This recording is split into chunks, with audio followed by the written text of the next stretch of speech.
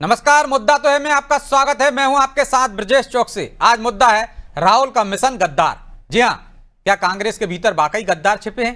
क्या राहुल गांधी के दौरे से पहले कांग्रेस खुद अपनी जड़ें तलाश रही है या अपनी शाखाएं काट रही है? सवाल बड़े हैं और बयान उससे भी ज्यादा चौंकाने वाले कांग्रेस की तरफ से ही आ रहे हैं। उमंग सिंगार के बाद अब पूर्व मंत्री पीसी शर्मा ने साफ कहा है कि पार्टी के अंदर ही स्लीपर सेल सक्रिय है, जो बाहर से नहीं बल्कि अंदर से कांग्रेस को खोखला कर रही है। उनका दावा है कि राहुल गांधी की मौजूदगी में ऐसे एजेंटों की पहचान की जाएगी और संगठन की सफाई होगी। इधर पीसी शर्मा के बयान पर बीजेपी ने पलटवार करते हुए इसे कांग्रेस कार्यकर्ताओं का अपमान बताया। खैर, राहुल गांधी के दौरे से पहले गद्दारों को लेकर हो रही इस बयानबाजी ने कई सवाल खड़े कर दिए हैं। उन सवालों को भी हम आपके सामने रखेंगे, लेकिन पहले देखिए ये रिपोर्ट।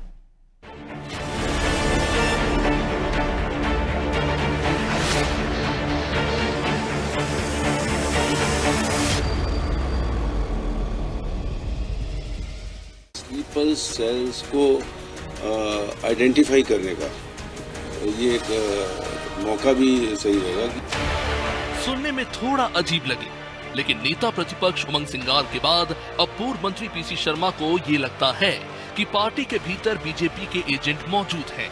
दरअसल 3 जून को राहुल गांधी मध्य प्रदेश आ रहे हैं, लेकिन उनके दौरे से पहले कांग्रेस के भीतर गद्दारों की पहचान का दौर शुरू हो गया है। पीसी शर्मा पार्टी के भीतर बीजेपी के एजेंटों की मौजूदगी पर खुलकर बोल रहे हैं। उनका कहना है कि अब वक्त आ गया है ऐसे लोगों को बेनकाब किया जाए।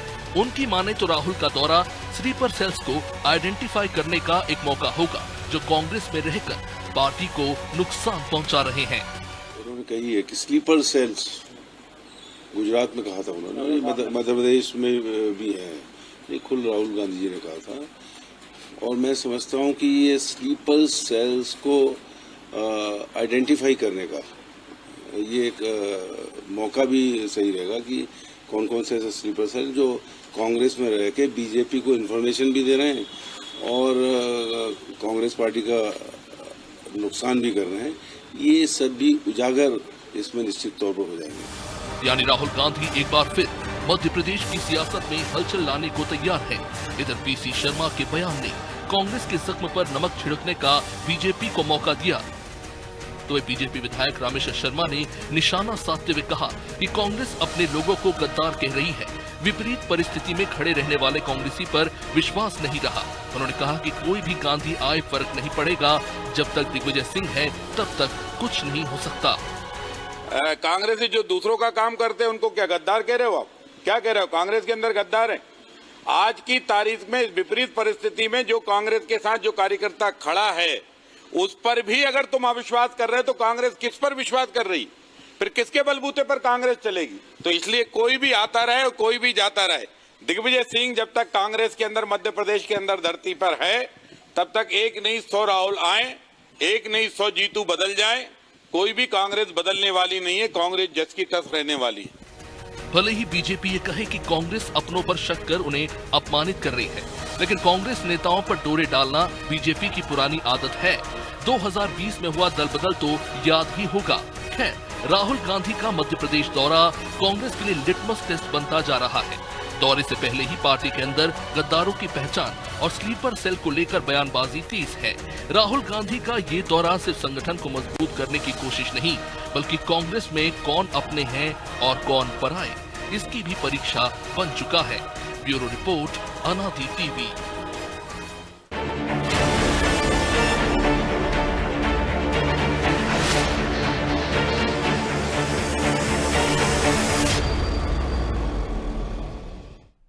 इस मुद्दे पर चर्चा शुरू करें उससे पहले वो सवाल जो जरूरी हैं। पहला सवाल, क्या राहुल गांधी मध्य प्रदेश में गद्दारों की पहचान करने के लिए आ रहे हैं? दूसरा सवाल, क्यों कांग्रेस के भीतर से बार बार पार्टी में गद्दार हैं ये आवाज उठ रही है? तीसरा सवाल, क्या कांग्रेस बेवजह अपनों पर शक कर रही है या फिर पार्टी में गद्दारों की भरमार है? चलिए इन सवालों के साथ इस मुद्दे पर चर्चा शुरू करते हैं। चर्चा में हमारे साथ मौजूद हैं बीजेपी प्रवक्ता प्रियंका दुबे, कांग्रेस प्रवक्ता ज्योति पटेल और वरिष्ठ पत्रकार अशोक शुक्ला। आप तीनों का बहुत बहुत स्वागत है। और प्रियंका जी, शुरुआत आपसे ही करेंगे। क्या वाकई कांग्रेस में गद्दार हैं?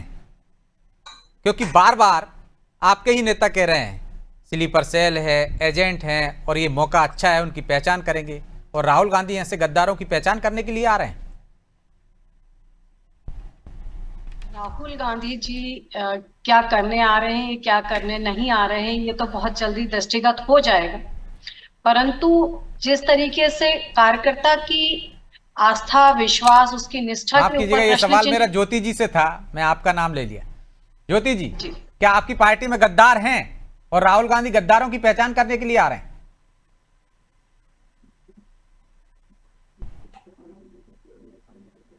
अनम्यूट कर लीजिए आप। सभी को नमस्कार जी, देखिए, कोई भी अभियान की शुरुआत जो है, मुझे लगता है कि ब्रजेश जी सकारात्मकता से शुरू करना चाहिए। बिल्कुल। सबसे पहले ये हमें जान लेना चाहिए कि आखिर ये जो संगठन का सृजन अभियान कार्यक्रम क्या है।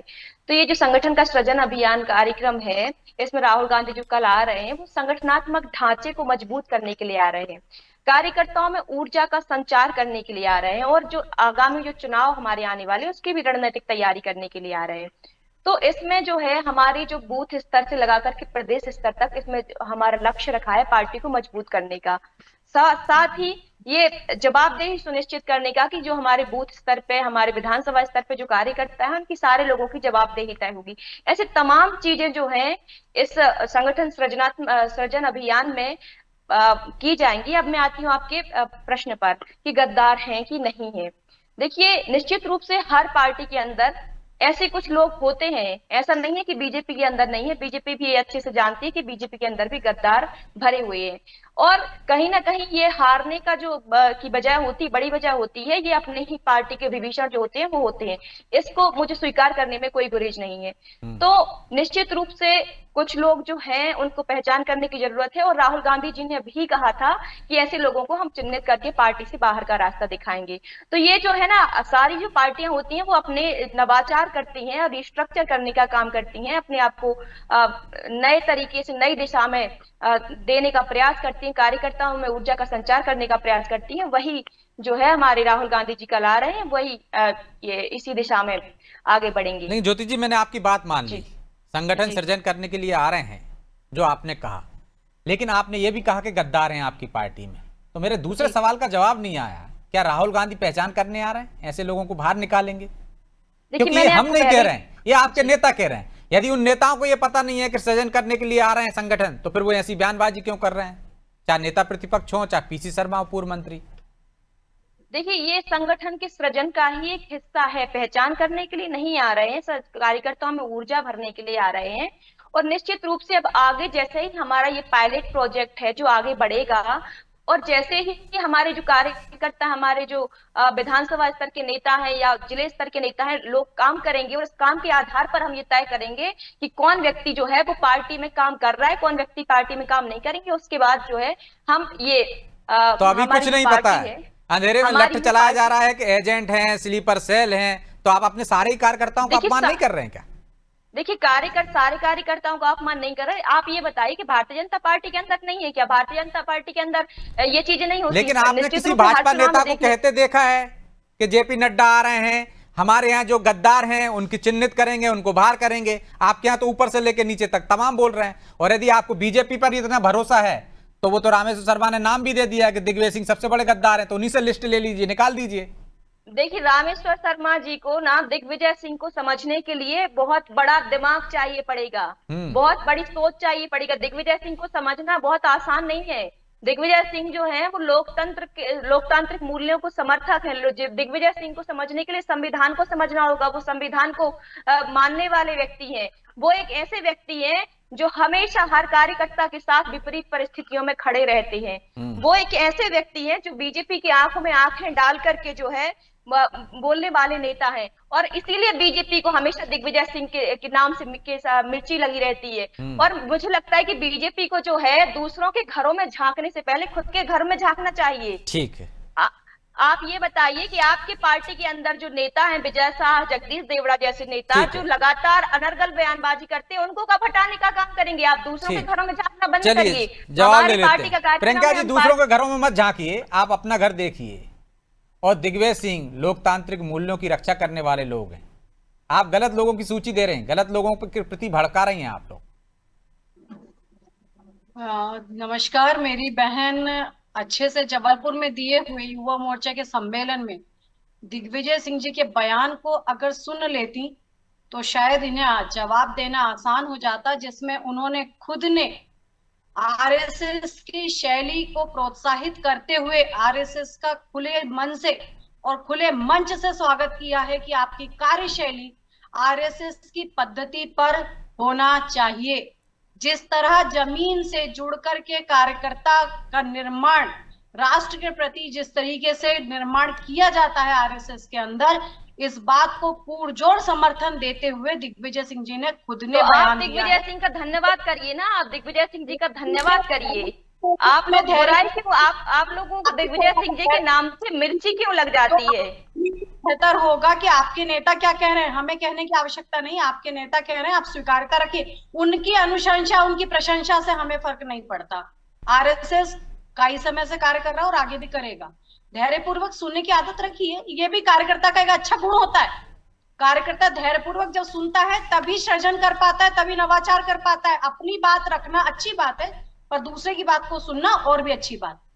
दूसरी चीज, हमें किसी के घर में झांकने की आवश्यकता नहीं है, क्योंकि आपके कई जो है नेता वो अपना घर छोड़ करके इसी प्रकार के अनर्गल आरोपों से परेशान होकर के अविश्वास की पीड़ा को झेलते हुए काफी संख्या में पार्टियों से अपने आप को अलग कर चुके हैं। कुछ ने भारतीय जनता पार्टी ज्वाइन भी कर ली, कुछ ने भारतीय जनता पार्टी ज्वाइन नहीं करी। मतलब आप भी दूसरी स्वीकार चीज, कर रहे हैं कि आपके एजेंट है वहां पर?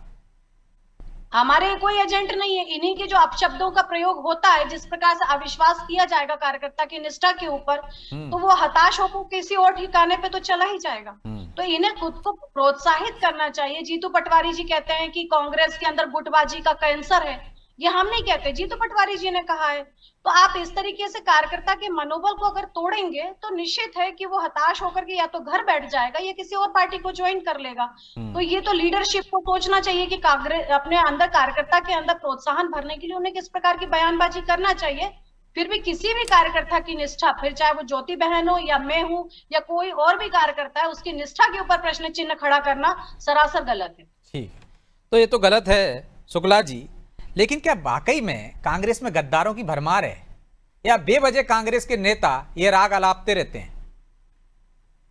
मुझे लगता है कि गद्दार शब्द उचित नहीं है, अवसरवादियों की भरमार है, आप ऐसा कह सकते हैं जी। और अवसर बनाने के लिए जो है कांग्रेसी समय से, चूंकि सत्ता के बगैर नहीं रह सकते हैं ये काफी समय से मध्य प्रदेश में चूंकि सत्ता से बाहर है, इसलिए जैसे जिसको मौका मिलता है, सुरेश पचौरी को भी लगा कि शायद कुछ मौका मिल जाएगा, सत्ता का कुछ उनको पद मिल जाएगा, वो छोड़ देते हैं। एक अक्षय बम आपके इंदौर के देखिए, वो तो टिकट ही, वो उनको टिकट घोषित होती है, इसके बाद वो विड्रॉ कर लेते हैं, इलेक्शन नहीं लड़ते हैं वो। तो ये गद्दार तो नहीं है, राजनीति में कोई गद्दार नहीं होता है, अवसरवादी होते हैं। और ये ठीक है कि कांग्रेस में अवसरवादियों की तादाद कुछ ज्यादा हो गई है। 2020 में सब इस तरह से सिंधिया अपने कुछ लोगों को लेकर बीजेपी में चले जाते हैं और फिर वो केंद्रीय मंत्री भी बन जाते हैं। और वैसे भी राजनीति में जो अवसर नहीं बनाता है, धीरे से उसकी राजनीति समाप्त हो जाती है, क्योंकि दिग्विजय को लगातार पार्टी अवसर दे रही है। और अगर कहीं 2020 के राज्यसभा के चुनाव में ज्योतिरादित्य सिंधिया को ये अवसर मिल गया होता तो शायद वो नहीं जाते वहां पर। तो कांग्रेस में अवसरवादियों की संख्या बहुत ज्यादा है, और अभी भी जो कांग्रेसी है जो पार्टी में बने हुए हैं, तो उनके पास में अनुकूल अवसर नहीं है वहां पर, अभी बीजेपी में या दूसरे दलों में। तो जैसे उनको कहीं दूसरी जगह अनुकूल अवसर दिखेगा तो वो चले जाएंगे। राजनीति में कहीं कोई स्थायित्व वाली बात नहीं कि कोई जो है पार्टी निष्ठा से बंधा रहेगा लंबे समय तक। इक्का दुक्का लोग ऐसे होते हैं जिनकी पार्टी निष्ठा होती है और वो पार्टी में बने। अभी आप देख लीजिए शशि थरूर जो है, उनका मन डावाडोल है, वो रहेंगे कांग्रेस में, वो कांग्रेस छोड़ देंगे, कुछ कहा नहीं जा सकता है। अभी जो डेलीगेशन गया है बाहर, 50 सांसद गए हैं, उसमें कितने सांसद जो है कांग्रेस में रह जाएंगे। तो कांग्रेस में अवसरवादियों की भरमार है और इनको गद्दार कहना उचित। तो गद्दार कहना उचित नहीं है ज्योति जी, और जो प्रियंका जी कह रही है कि आप बार बार इस तरह से अपमान करेंगे तो निश्चित तौर पर लोग छोड़ कर चले जाएंगे। 5.5 लाख का आंकड़ा तो वो बताते ही हैं, इतने लोग चले गए। फिर भी आप लोग यदि उनका अपमान करेंगे, जो कार्यकर्ता हैं, इस तरह से उन पर शंका करेंगे, तो वो भी चले जाएंगे बच्चे खोचे। आप ही मौका दे रहे हैं कि वो उनके लिए जासूसी करें। देखिए ब्रजेश जी, प्रियंका जी का भी और हमारे आदरणीय वरिष्ठ पत्रकार जी का भी मैं जवाब देना चाहूंगी जी कि जो हमारे पार्टी के अंदर लोभी थे, लालची थे, जिन्हें पैसों की लालसा थी, जिन्हें जो अवसरवादी जो शब्द दिया है अशोक शुक्ला जी ने, बहुत अच्छा शब्द है। तो देखिए, जो ऐसे लोग थे वो निश्चित रूप से हमारी पार्टी से जा चुके हैं और 20 साल में हमारी जो पार्टी वो पूरी क्लीन हो चुकी है। अरे अभी और आप कह अच्छे रहे हैं लोग क्लीन हो जो चुकी हैं, है, जो आपके नेता निष्ठावान- कह रहे हैं अभी मौजूद हैं, देखिए, राहुल गांधी जो भी कह रहे हैं। आप निष्ठावान अपनी जो बात हैं, को ही पलट रहे हैं। कुछ देर पहले जो आपने कहा था लोभी गद्दार लालची हैं, की मैं बात कर रही हूँ, लोभी लालची की मैं बात कर रही हूँ, वो लोग चले गए हैं। अब लोभी गद्दार लालची बचे हैं। लोग चले गए हैं। अब केवल ऐसे लोग बचे हैं जो पार्टी के अंदर ही रहकर पार्टी को नुकसान पहुंचाते हैं। ऐसे कुछ लोग रह गए और राहुल गांधी जी ने कहा था कि हम ऐसे लोगों को भी पार्टी से जल्द ही बाहर का रास्ता दिखाएंगे। और अब जो है जीतू पटवारी के नेतृत्व में बहुत अच्छा संगठन बन के तैयार होगा।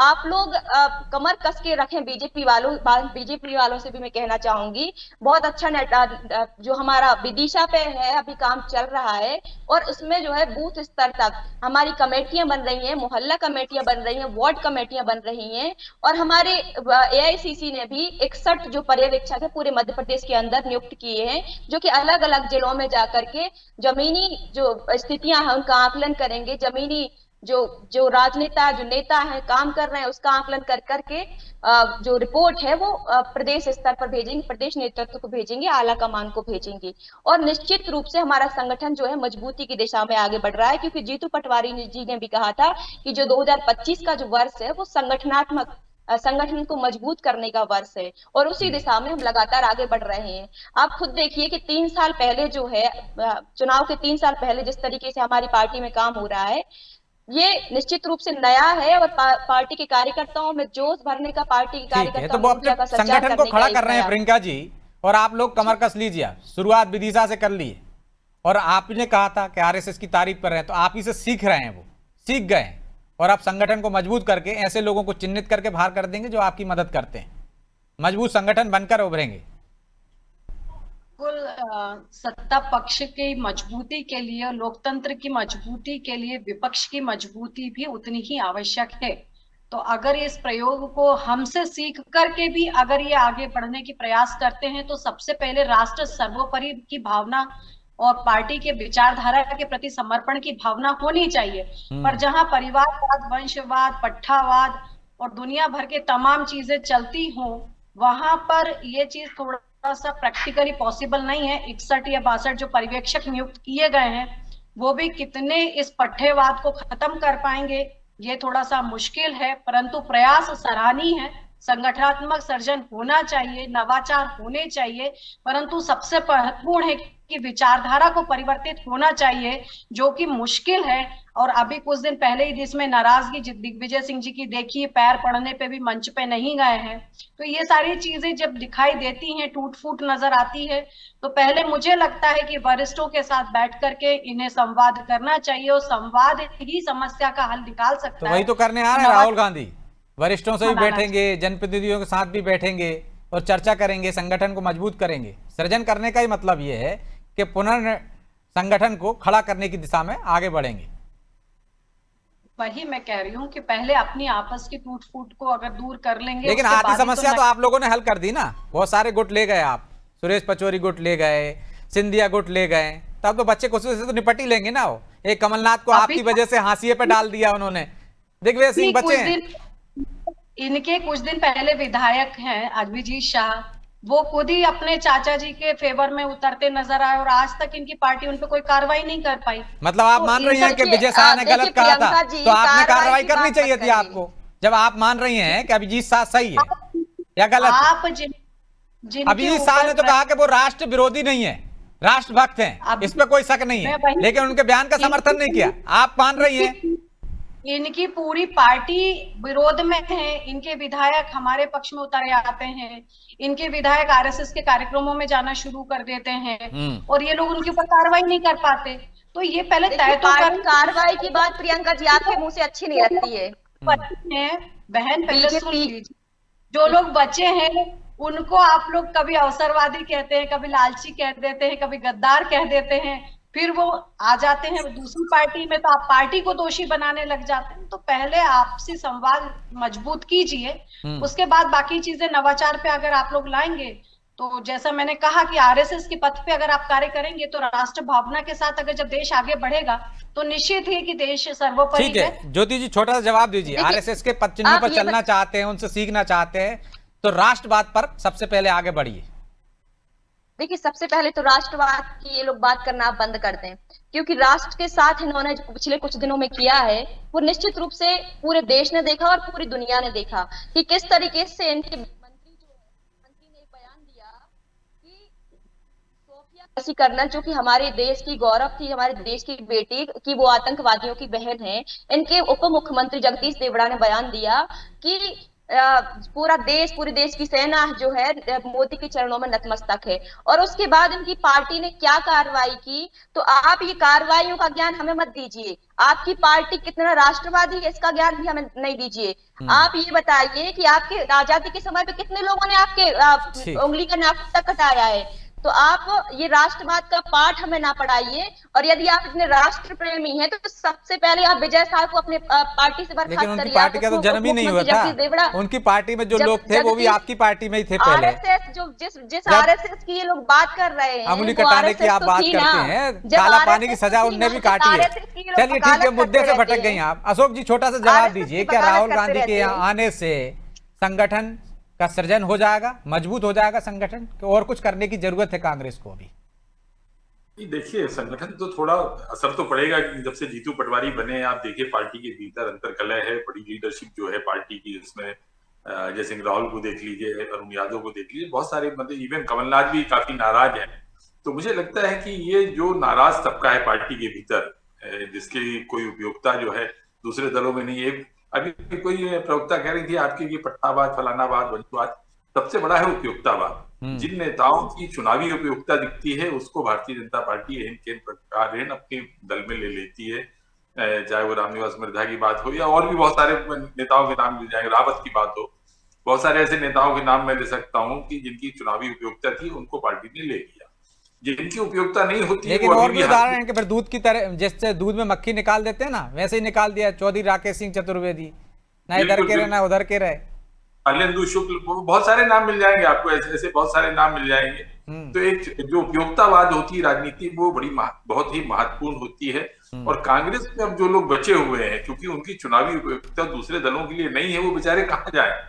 अब ये राहुल गांधी बचे हैं जिनकी उपयोगिता नहीं है, इसलिए बीजेपी ले नहीं रही। बहरहाल समय इजाजत नहीं देता, इसलिए चर्चा को यहीं विराम देंगे। आप तीनों का बहुत बहुत धन्यवाद। तो निश्चित तौर पर कांग्रेस को अपने संगठन का सृजन तो करना ही चाहिए, और राहुल गांधी के आने से जो जोश कार्यकर्ताओं में भरेगा भी, तो क्या उसके ही नेता, जो प्रदेश के बड़े नेता हों, चाहे नेता प्रतिपक्ष हों या फिर पूर्व मंत्री हों, वो इस तरह के बयान देकर उनके जोश को ठंडा नहीं कर रहे हैं, उन पर शक की सुई नहीं चुभो रहे हैं कि यदि आप शंका पैदा करेंगे कि आप गद्दार हैं, एजेंट हैं, तो वो मनोबल से कैसे काम करेंगे, वो जोश कहाँ उनका रहेगा। तो कांग्रेस को इस पर भी विचार करना होगा। पहले बेवजह की इन बयानबाजियों पर रोक लगानी होगी, तब जाकर कहीं संगठन मजबूत हो पाएगा। बहरहाल मुद्दा तो है, मैं इतना ही, मुझे दीजिए इजाजत और आप देखते रहिए अनादि टीवी। नमस्कार।